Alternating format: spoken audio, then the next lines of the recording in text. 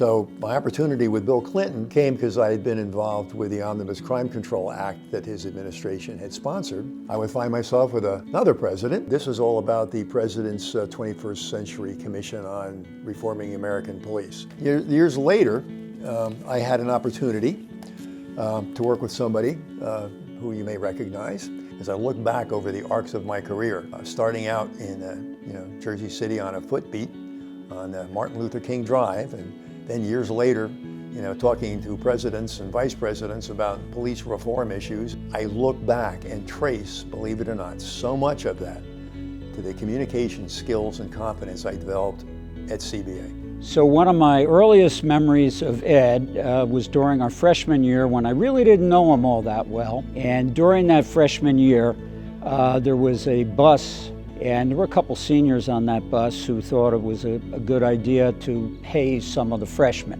And one day, Ed happened to come home on that bus, and the situation changed. And Ed said, "So let me understand, just because you're a senior, you can tell me, a freshman, what to do?" And the guy said, "Yeah." But Ed advised him that they weren't going to be hazing him, and for that matter, they weren't going to be hazing any of the freshmen on that bus. It shows you something about Ed. One, he didn't like bullies, and two, he liked sticking up for people. This is 1958. This is my paraplegic, decorated, wounded World War II veteran dad getting his bachelor's degree from Monmouth College.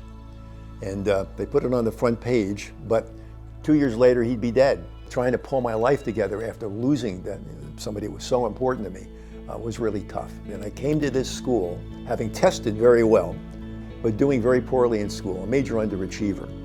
And the brothers never gave up on me. Brother Richard, my homeroom teacher, is the one who said, "You didn't set the academic world on fire this year, but I need somebody for a school play." And the fact that he called me at my house and asked me to do something extra special was like the sun coming up on a very sad little guy. Because of that, I had this opportunity to develop stage presence, if you will, to develop confidence, develop skills that I would use the rest of my life, but above all, to begin to feel like I had an opportunity to be better. I'm not going to tell you that Ed got the highest grades in religion, but I will say this, and I was reminded of this as I came onto the campus today and I saw the prayer right up on the wall, "Live Jesus in our hearts forever." When it came to that core message, which was simply, treat others as you would like to be treated.